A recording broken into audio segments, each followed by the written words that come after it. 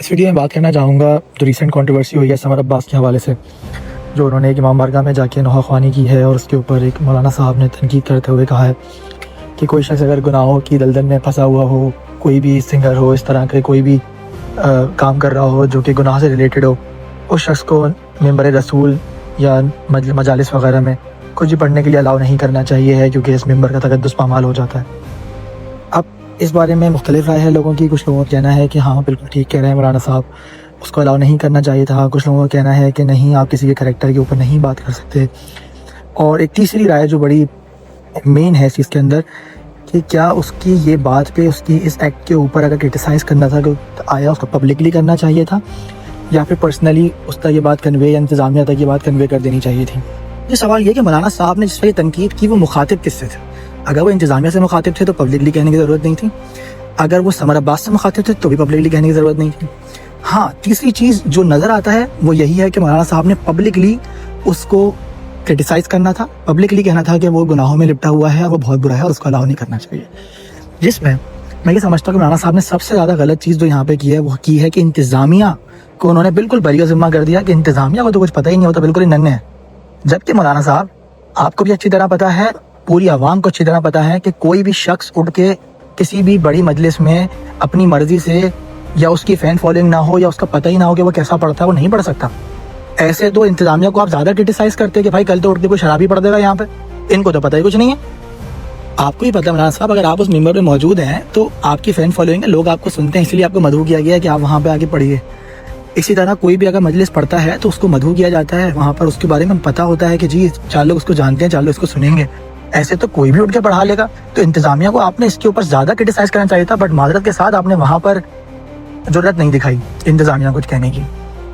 दूसरी सबसे बड़ी बात कि जो ये वाली चीज़ आपने की है कि आपने पब्लिकली इस जनरेशन को ऐसा कह दिया है कि, क्योंकि देखें ये जनरेशन दोनों चीज़ों वाली है, ये आपको समझना पड़ेगा। आप कायद-ए-आज़म के दौर में अगर चले जाएं तो वहाँ पर आपको, आप कायद-ए-आज़म के जलसे देखें तो वहाँ पे ऑडियंस के अंदर आपको 2 लोग नजर आएंगे, या तो लंबी दाढ़ियों वाले या बिल्कुल क्लीन शेव। क्योंकि 50 साल पीछे के पाकिस्तान में 2 तरह के ही लोग थे। अगर या तो कोई बिल्कुल मौलाना मौलवी साहब बने हुए होते थे या फिर कोई बिल्कुल ही दीन से दूरी इख्तियार किया होता था। और कोई नौजवान अगर उस वक्त दाढ़ी रखता था तो लोग कहते थे कि इसको तो कोई रोग आ गया है। लोग कपड़े भी मॉडर्न पहना करते थे। पाकिस्तान 50 साल पुराना ज़्यादा मॉडर्न था, बल्कि आज का नौजवान ज़्यादा दीन की तरफ है, ठीक है। लेकिन जाहिर सी बात है वक्त के साथ दीन और दुनिया थोड़ी सी साथ साथ चल रही है। बट किसी भी गुनाह को, किसी भी चीज़ को आप प्रमोट नहीं करेंगे। बट अगर आप ये सोचें कि अगर ये जो पब्लिक है, ये जो ख़ास तौर पर चले, आप समर अब्बास की बात कर लें, अब आपके कहने का मतलब है कि उसको तो अपने घर में मस्जिद ही पढ़नी नहीं चाहिए। अगर वो अपने घर में ही पढ़ता था तो उसको वहाँ भी नहीं पढ़नी चाहिए। बल्कि ऐसे कितने लोग होंगे जो किसी और ऐसे प्रोफेशनल ताल्लुक रखते होंगे, वो एटलीस्ट अपने घर में पढ़ते होंगे, वो दीन से बिल्कुल किनारा कश नहीं हो गए होंगे। बट आप सोचिए कि इस बात के बाद शायद वो लोग ज़्यादा छुपने लगे और ज़्यादा सोचें, क्योंकि उनको डिसाइड करना पड़ेगा दोनों में से किसी एक चीज़ में, या तो वो दुनिया वाले आइटम की तरफ रहें अपने, या फिर वो दीन की तरफ आ जाएं, ठीक है। अब उनमें से कितने लोग होंगे जो आपको लगता है कि आप इतनी अच्छी वजाहत, इतने अच्छा हम दीन सिखा रहे हैं लोगों को कि वो चीज़ें छोड़ के दीन की तरफ आ जाएं।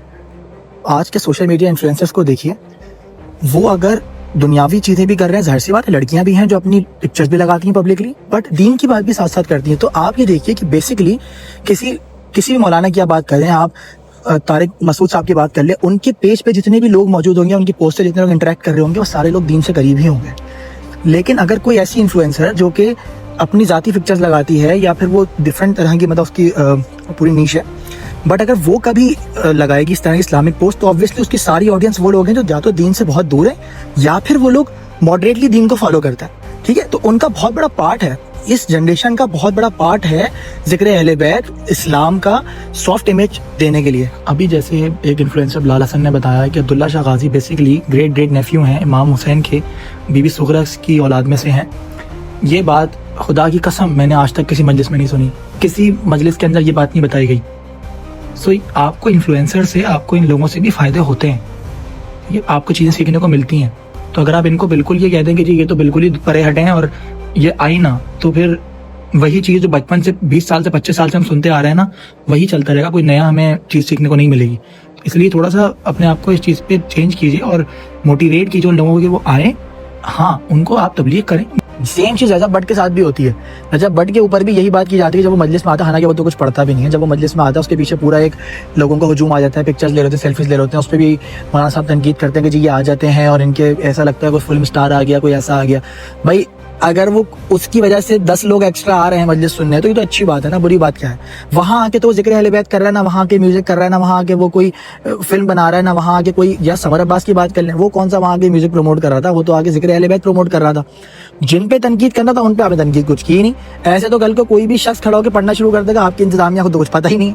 बड़ी अफसोस की बात है कि आपने बिल्कुल समझ नहीं आया कि आपने इस तनकीद की मतलब किस तरह से।